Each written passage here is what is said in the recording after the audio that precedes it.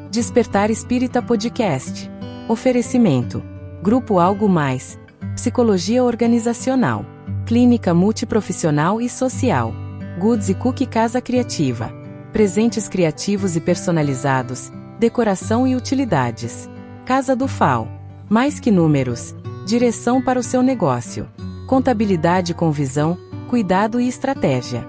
Despertar Espírita, uma reflexão sobre o sentido da vida. Olá, estamos iniciando mais um programa Despertar Espírita, aqui nos estúdios da TV Santa Maria, Canal 19. O nosso programa inicia hoje com algo que nós não fazíamos há algum tempo, que é abrir o Evangelho. E nós vamos abrir o Evangelho ao acaso. Nós trouxemos aqui 27 números e vamos selecionar aleatoriamente um número para nós iniciarmos esse trabalho de hoje.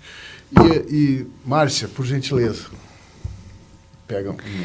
Vamos sortear então. Os 27 são os números dos capítulos, né? Os 27 capítulos do Evangelho, né? Perfeito. Não, vamos ser bem ao acaso mesmo, para receber a inspiração da espiritualidade aqui. Número 17. 17. Então, enquanto estamos abrindo o Evangelho, eu gostaria de tirar uma dúvida que é muito frequente, né? Que as pessoas nos perguntam muitas vezes por que vocês, espíritas, têm um Evangelho diferenciado, têm o Evangelho segundo o Espiritismo. Mas é preciso entender que o Evangelho segundo o Espiritismo é o mesmo Evangelho, baseado no Novo Testamento, só que ele se fixa nas questões morais, no ensinamento moral de Jesus. Então, esse Evangelho, ele procura ser prático, né, para o nosso dia a dia, e tem, nos seus capítulos, também algumas mensagens de espíritos superiores que esclarecem as parábolas. Então, hoje, nós abrimos o Evangelho no capítulo 27. 17. Desculpe, 17. Então, eu gostaria que iniciasse, Diógenes, qual é esse capítulo que nós vamos tratar hoje? O capítulo 17 fala sobre, leva o título Sede Perfeitos, Caracteres da Perfeição. Muito bem.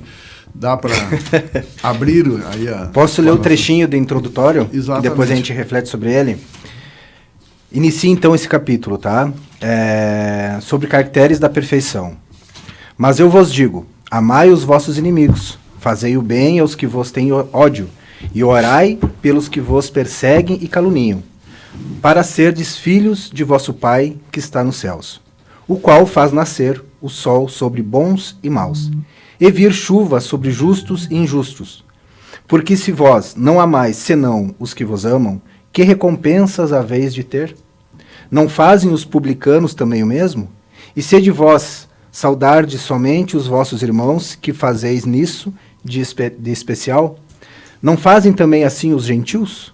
Sede vós logo perfeitos, como também vosso Pai Celestial é perfeito. Mateus 40, 48. Eu gostaria então só de, reforçando aqui, apresentar, nós estamos aqui com a Márcia Dufo, Joel Dutra, Diógenes Chaves e eu.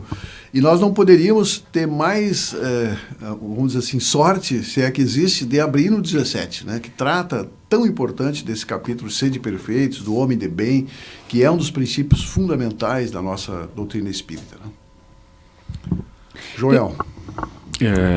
Na verdade, eu estava pensando aqui, né, o número 17 é um número que me persegue há muito tempo, né, com relação a algumas questões.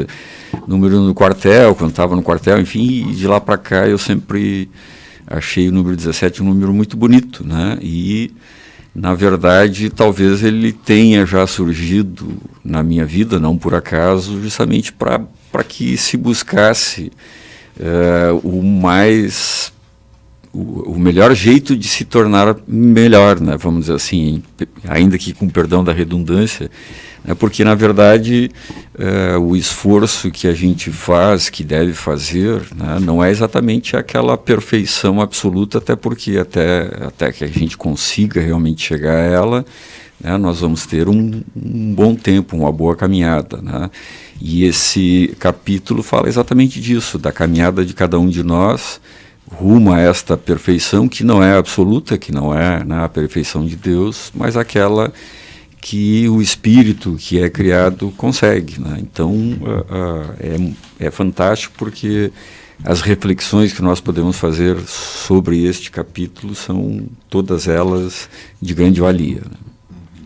E esse capítulo, só para as pessoas compreenderem, né, o título geral do capítulo é Sede Perfeitos, mas ele vai falar sobre o homem de bem, ele vai falar sobre os bons espíritas, parábola do semeador, que é muito interessante também, né, e depois tem as instruções dos espíritos, que vai falar sobre o dever, né, vai falar sobre a virtude e superiores e inferiores, e o homem no mundo. O homem do mundo, E também cuidar do corpo e do espírito. Então, assim, tem vários subtítulos muito interessantes, né, falando sobre, fazendo essa reflexão sobre seres perfeitos.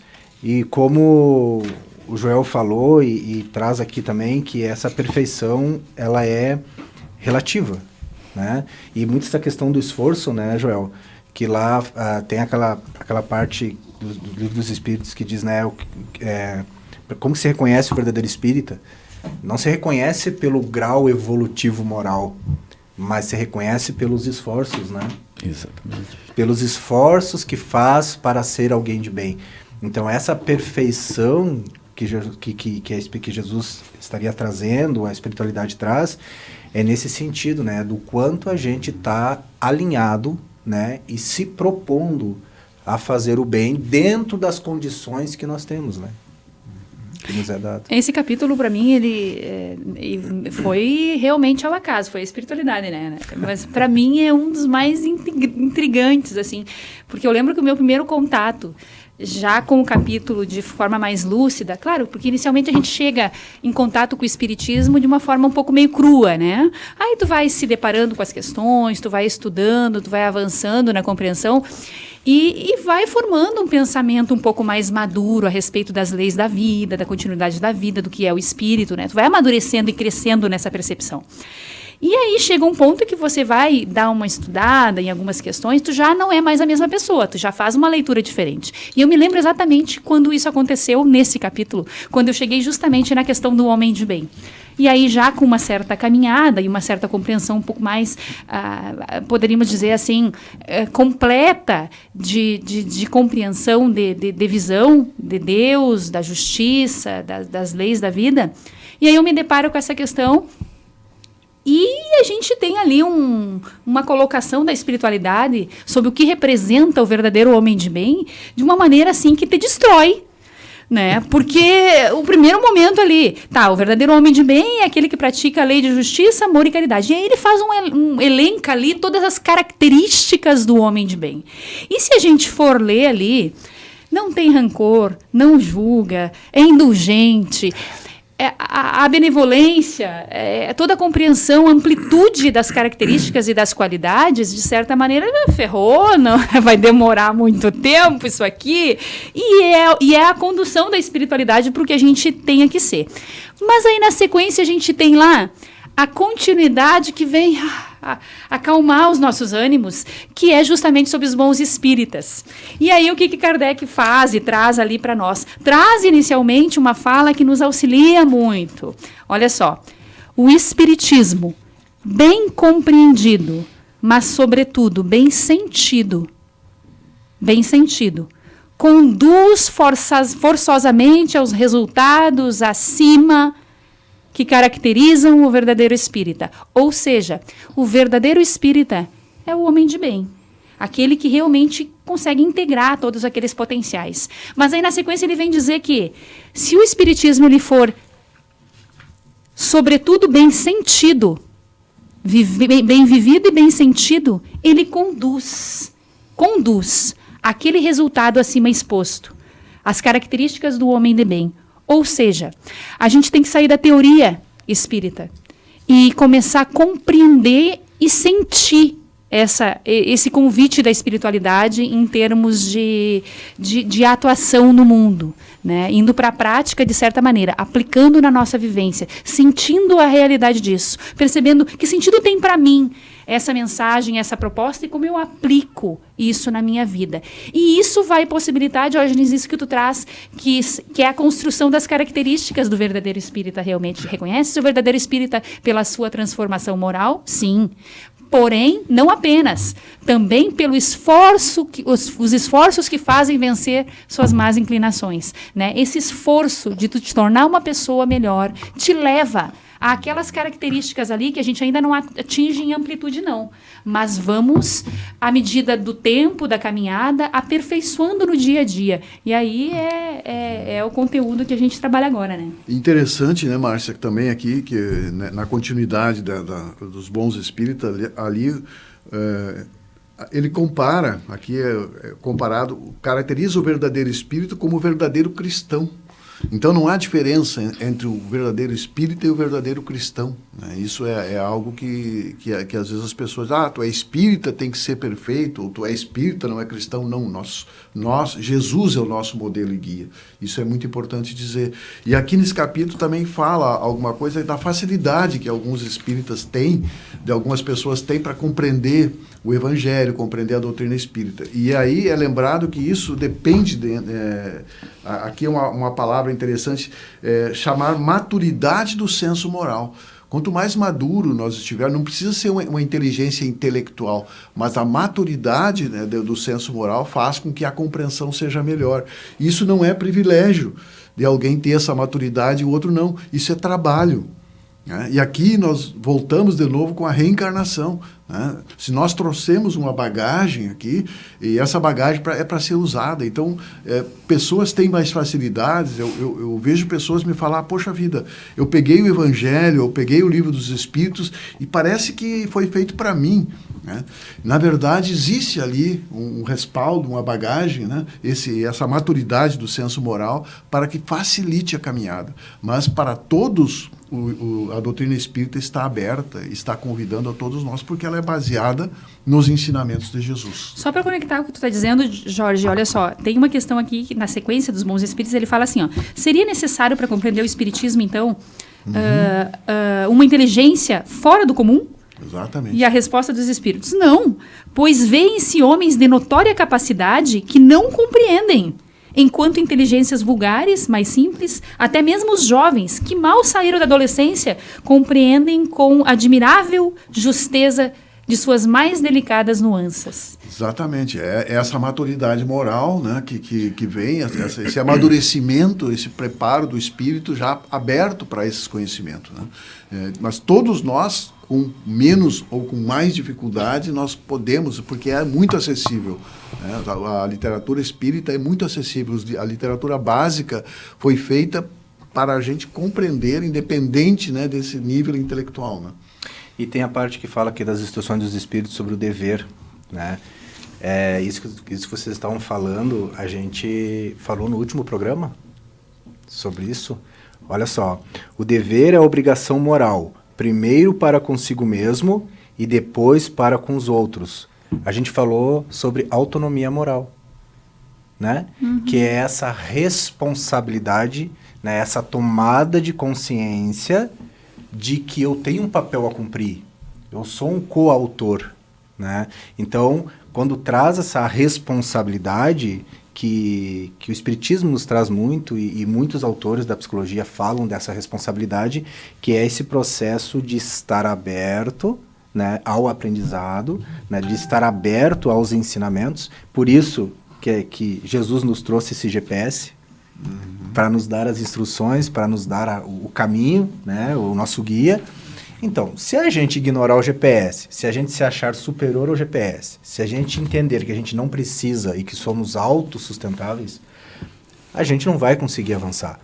E essa autorresponsabilidade passa também por uma postura de humildade. Exatamente. Né? Bem-aventurados os pobres de espírito, porque somente quando eu estiver aberto e compreendendo, tendo uma noção do meu nível de ignorância, eu vou conseguir essa possibilidade de aprendizado. E daí eu sempre gosto daquele exemplo do Sócrates, Jorge, da mãe dele, Ah, lembra? sim. Acho que a gente já falou umas 2 vezes Fala, aqui. vale a pena repetir, né? Que a mãe dele era uma parteira. E era uma das melhores parteiras. Fala né? aí, fala aí, É, fala aí. A mãe do Sócrates era uma das melhores parteiras, né? Naquela época se fazia tudo através das parteiras, né? E aí um discípulo perguntou, né, para o Sócrates por que o ensinamento dele não atingia todo mundo, né? Porque era tão importante que precisava atingir mais pessoas. Por que ele não ele não conseguia atingir todo mundo? E aí ele deu o exemplo da mãe dele, né? Não há possibilidade de parir quem não está grávida, né? Quem não está grávida. Né? Por mais ótima parteira que seja, mas quem não está grávido não consegue. E é exatamente isso, a pessoa tem que estar predisposta, né, ou disposta a receber esses ensinamentos. Então aqui, quando eu li esse trecho, esse início aqui, das instruções dos Espíritos sobre o dever, me lembrou da autonomia moral que a gente falou no outro programa. E é interessante lembrar, né, que o Evangelho segundo o Espiritismo, no início, faz uma conexão muito grande com Sócrates e Platão, que são os iniciantes do cristianismo, né? Eles lançaram as colunas para o cristianismo, né? Então, o Espiritismo resgata esses ensinamentos aqui nas primeiras páginas, o Evangelho segundo o Espiritismo resgata e traz isso de uma forma bem clara. Isso é muito importante, né? Essa lembrança de Sócrates e Platão. Né? Sim. E também o interessante da doutrina espírita como um todo é que a gente acaba fazendo interconexão, vamos dizer assim, com as obras básicas, né? E se a gente for ver esse Sede Perfeitos, implica uma caminhada, e eu sempre me ligo com o que para mim talvez seja a questão central do Livro dos Espíritos, né? Que é a questão 919. É o caminho, é o início, como é que a gente pode começar a ser perfeito, né? E aí traz esse ensinamento quando Kardec pergunta: qual o meio prático mais eficaz para se melhorar nesta vida e resistir ao arrastamento do mal?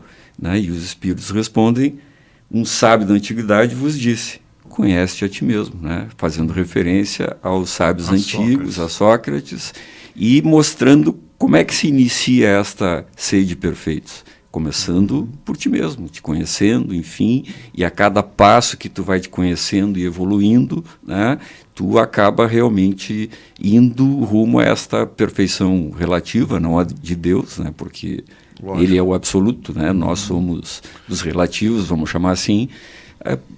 Então, assim, tudo se conecta, né? E está na base, numa das colunas do Espiritismo, essa questão de nós vamos nos tornar perfeitos. Né? Exatamente. Isso está no nosso destino, vamos dizer assim, nós tornarmos perfeitos. O tempo que nós vamos levar, o sofrimento que nós vamos ter, se nós vamos recalcitar, se nós vamos resistir, isso é de cada um de nós, do nosso livre-arbítrio. Né? Mas o nosso destino final é essa perfeição, como tu disse, Joel, não a absoluta divina, mas a perfeição possível para nós espíritos imortais. Exatamente.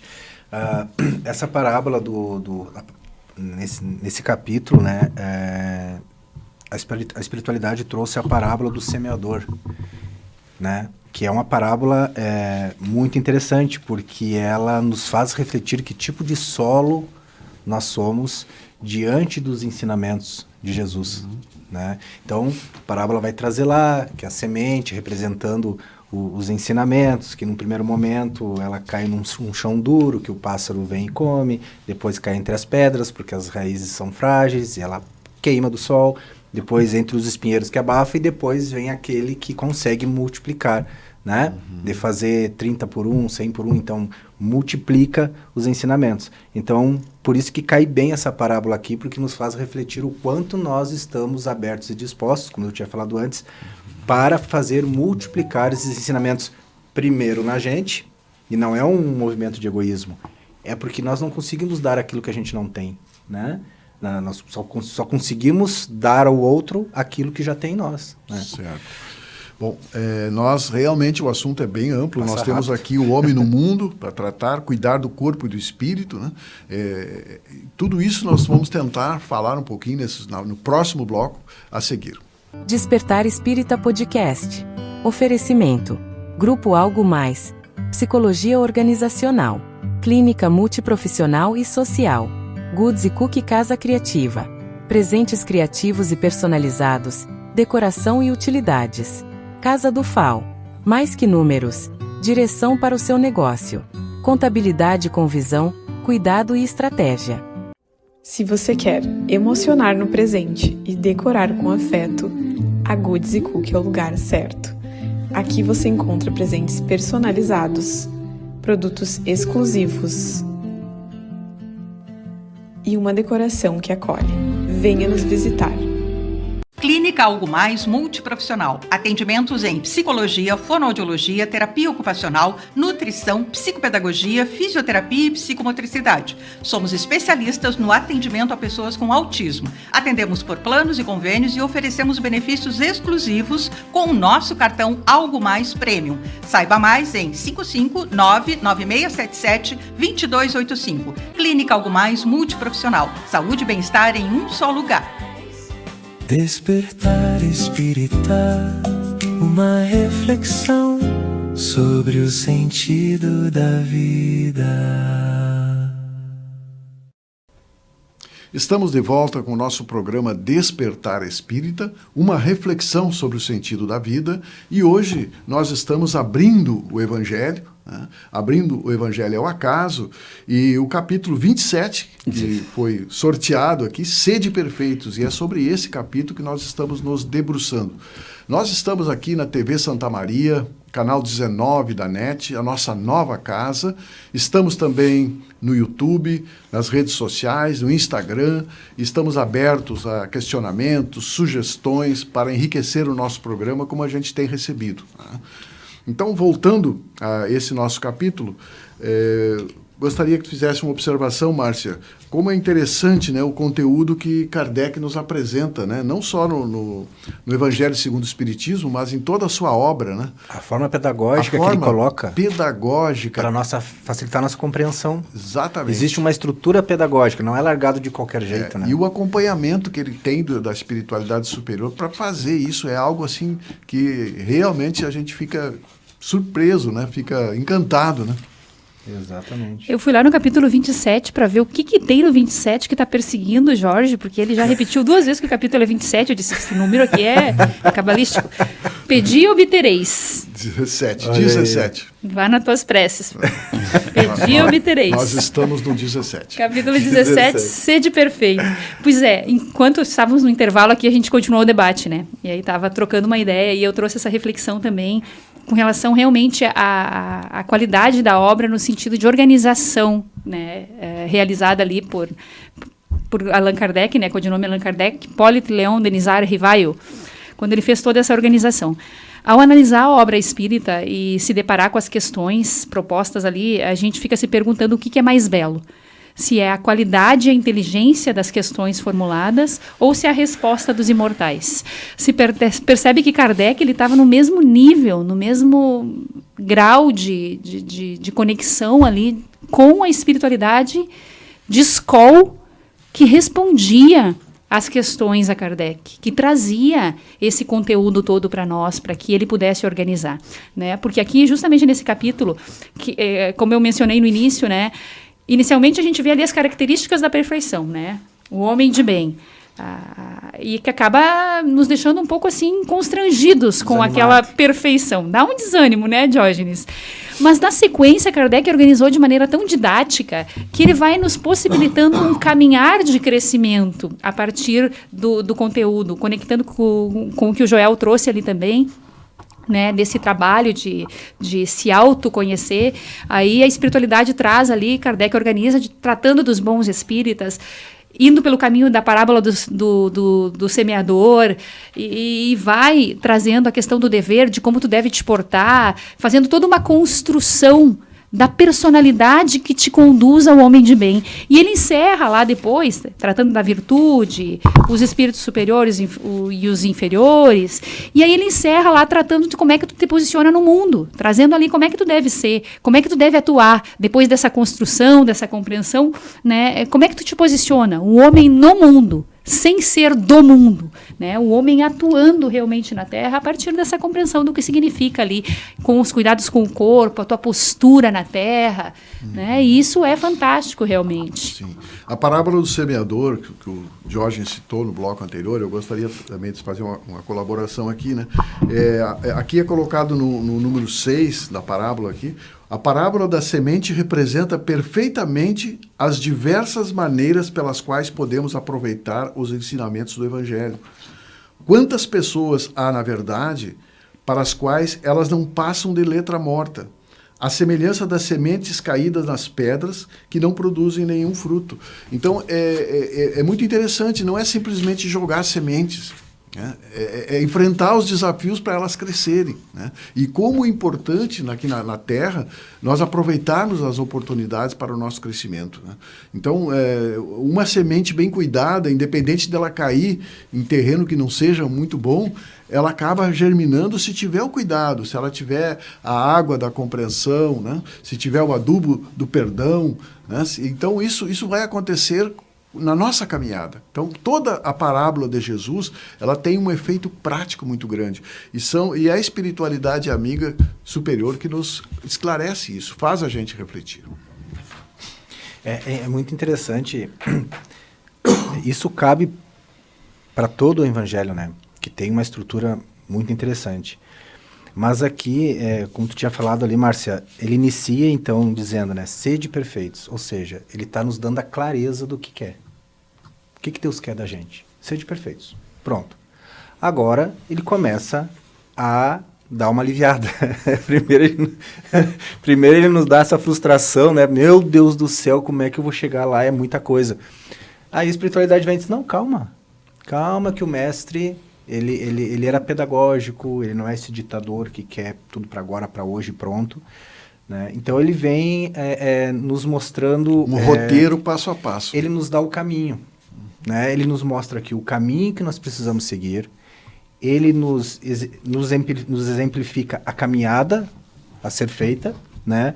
O quanto nós precisamos ser consistente nessa caminhada. E... né, nos dando esse passo a passo para a gente conseguir chegar onde ele nos falou lá no início, sede perfeitos. E aí, claro, como nós temos essa ampliação do conhecimento que a doutrina espírita nos possibilita, vem a questão das vidas sucessivas, dessa caminhada da inteligência que vai se aprimorando, né, vida após vida, encarnação após encarnação, até chegar onde ele permite. Né? E ele sabe do nosso potencial. Tanto que ele passou por todas essas fases, né, até anteriores a que nós estamos hoje, passou por todas elas. Né? Então ele sabe como fazer. Ele não faria algo que não fosse possível, perfeitamente possível para nós. Né? E ele vai mostrando, né, nessa caminhada pedagógica, como o Jorge disse, né, a Márcia também, o que cada etapa de nossa existência, né, da nossa vida e do modo geral nas existências todas reencarnatórias, né, a gente provavelmente vai passar. Ele fala, por exemplo, na virtude, né, e diz quais são os verdadeiros virtuosos, né, que são é o homem de bem que tem o conjunto de todas as qualidades essenciais, né, bom, caridoso, laborioso, moderado, modesto.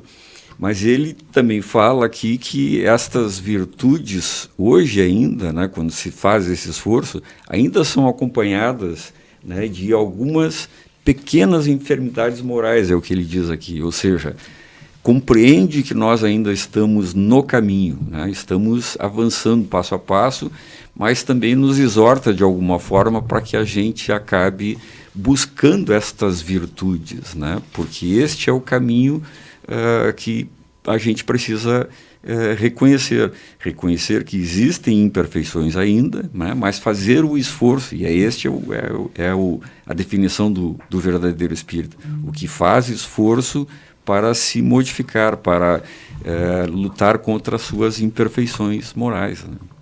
Salvo engano, o nome dos personagens aqui, se vocês souberem, me corrijam, mas eu acredito que foi Michelangelo que fez a estátua de Davi.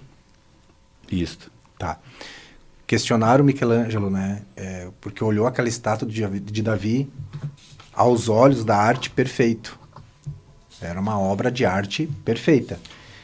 E aí alguém questionou Davi, como que você consegue pegar uma pedra bruta e fazer essa estátua linda, perfeita? Questionou Michelangelo, né? Questionou a Michelangelo, né? E ele disse assim, não, foi fácil, eu só tirei tudo que não era Davi. Davi já estava ali. Só tirei o excesso. Eu só tirei tudo que não era Davi. Então é isso, sabe? Essa perfeição, ela tá latente em nós. Ela só precisa ser lapidada, né? E isso tá na gente. Só precisa tirar os excessos. O que são os excessos? O orgulho, a vaidade, o egoísmo, as chagas, né? Então, na medida que a gente vai se aprimorando, que a gente vai evoluindo, que essa inteligência vai se aprimorando, a perfeição, a gente vai se aproximando dessa perfeição. Então, eu lembrei dessa historinha de Michelangelo, porque é isso, né? É só tirar os excessos, né, que nos atrapalham. Muito interessante, né? A parte que fala do homem no mundo, né? Como isso é importante, né? Estar no mundo sem se deixar ser pertencido por ele, né? Sem se deixar ser escravizado, né? Por todos aqueles apelos que o mundo nos traz, né?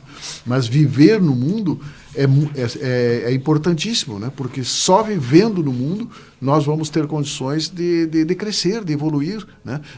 Na convivência com o outro, né? Então, essa vivência nesse mundo que nós estamos, que é o ideal para nós, no nosso atual estágio evolutivo, é fundamental, né? Por isso o homem no mundo, né? E por isso que Jesus disse, né? Eu venci o mundo, né? Todos podereis vencer. Eu venci o mundo e mostrei como se faz para vencer o mundo. Deu exemplo, né? Deu o exemplo prático, né? O homem na escola. O aluno na escola. Ele está ali para aprender, né? E fala também aqui, né, esse homem no mundo, ele começa dizendo que né, um sentimento de piedade deve sempre animar o coração daquele que se reúne sob os olhos do Senhor e imploram a assistência dos bons espíritos, ou seja, né, sempre de algum modo nos exortando a trazer estas virtudes e a piedade, né, não a piedade aquela de entender que o outro é pobre, coitado, enfim, mas a piedade de compreender a dificuldade dos outros. Sim. Para que também nós possamos, né, através dos outros, evoluirmos, crescermos, porque normalmente a gente só cresce quando a gente compreende que nós somos imperfeitos, mas também aquele que caminha do nosso lado é imperfeito e para isso precisamos ter esse sentimento de piedade, de compaixão, né, porque é necessário que esta virtude, né, faça parte da nossa vida sempre, né, a partir do momento que a gente começa a ter consciência, enfim, deste caminho evolutivo, a gente começa realmente a tentar se aproximar mais, né, dos bons espíritos, aqueles pelos quais nós oramos e às vezes pensamos e pedimos, né, mas principalmente alcançar, ainda que daqui a muito tempo, esse modelo e guia que nós temos, né, que é o Cristo. E nessa, o Homem do Mundo, que é uma observação do espírito Bordeaux, porque é o espírito protetor, ele fala aqui, ó, o homem que vivesse isolado não teria como exercer a caridade. Como que nós ia fazer caridade sozinho, né? Somente no contato com os semelhantes, nas lutas mais penosas, ele encontra a ocasião de praticá-la. Aquele que se isola, portanto, priva-se voluntariamente do mais poderoso meio de perfeição, só tendo que pensar em si, na sua vida, de forma egoísta. E como é que nós vamos aprender a perdoar se nós não convivemos com os outros? Alguns dizem, eu não preciso de ninguém. Lê do engano. A gente precisa do outro até para sentir raiva. E chama o iFood. Até para sentir raiva tu precisa do outro. Né? Não pedir para nascer. Já vi essa frase de algum adolescente, né? Não pedir para ser teu filho, tua filha, né? Então, realmente tudo foi planejado de uma forma muito, muito, muito bem organizada para que nós tirássemos o máximo proveito desta existência. E percebe que a gente só profere essas frases quando a gente está na angústia, desesperado, irritado, indignado. A gente nunca fala isso quando a gente está bem. né? Porque isso faz parte do processo humano. Quando a gente está, vamos dizer assim, prensado contra a parede, se a gente não compreende o que está acontecendo, a gente se desespera. E daí, não pedi para nascer, entra num processo de vitimismo muito grande. E no desespero a gente não consegue refletir. Não consegue refletir, pensar, ter ter discernimento. Isso, e como nós já comentamos aqui, toda a decisão e todas as palavras proferidas no momento de desespero, no momento de descontrole, geram arrependimento. Né? Porque nós não falamos sem reflexão. Por isso é importante, né, a gente respirar fundo, elevar os nossos pensamentos, né, a Deus, fazer as nossas preces antes de tomar uma decisão. Né? Porque uma decisão de cabeça quente sempre é uma má decisão. Né? Esses dias eu saí da clínica, estava saindo da clínica ontem, meio-dia, e estava um dia muito bonito. Um céu azul, assim, um sol, coisa mais linda. E eu saindo com a minha colega, eu disse assim, nossa, mas tá bonito o dia hoje, né? E ela disse, nossa, tá lindo o dia. E no momento que eu falei isso, me veio um pensamento assim, cara, eu tô enxergando tudo isso. De bobeira, assim, eu tô enxergando tudo isso. Ou seja, quem não tem a visão, não tá tendo essa dádiva, essa possibilidade de enxergar essa maravilha toda. Né? E aí, fazendo esse gancho, vem a questão do cuidar do corpo e do espírito, que também é um dos subtítulos, né? Da importância da gente também compreender que Deus nos dá a ferramenta que está lá, que faz parte do mundo material, né? As ferramentas para a gente conseguir nos desenvolver também. E aí eu lembrando da historinha do Michelangelo, né? Não basta só a capacidade artística dele para fazer, ele precisava das ferramentas, da marreta, das espátulas ali para ele conseguir e usar as ferramentas, né? Usar bem as ferramentas. Se ele não cuida das ferramentas dele, ele não consegue terminar a arte dele, né? Sim. Porque a vida é uma arte. E se nós formos comparar, né, a nossa doutrina espírita é uma caixa de ferramentas. Exatamente. E não adianta nós ser adoradores da caixa de ferramentas, nós precisamos usar essas ferramentas. Cuidar delas, fazer as úteis, né? Usá-las para o nosso progresso, para a nossa evolução. Né? Exatamente. E esse cuidado com o corpo aqui que fala, né? Esses dias até estava pensando sobre isso, né? Kardec diz que fora da caridade não há salvação porque, né, alguns diziam que fora da igreja não há salvação. Mas também não deixam de ter razão quem diz que fora da igreja não há salvação, porque a igreja é o templo, e o templo do Espírito é o nosso próprio corpo. É o nosso interior. Né? É o nosso interior. Então, quando se fala fora da igreja não há salvação, é preciso que nós entendamos que a igreja somos nós somos o templo de Deus, do Cristo. Né? E por isso é necessário esse cuidado, porque é através dele que nós alcançaremos a perfeição algum dia. Fora do ingresso à matéria. Exatamente. Eu gosto do fora do amor não há evolução. Né? Porque isso acho que dá uma amplitude, né? Porque sem fazer algo por amor não tem solução. Nós estamos encerrando o nosso programa de hoje. Eu gostaria de uma observação, Márcia? Não, esse trecho aqui, na verdade, com relação ao conhece a ti mesmo, conecta muito e fecha a questão no sentido de que a virtude ela não se encontra apenas na aparência, né? Ele diz isso aqui.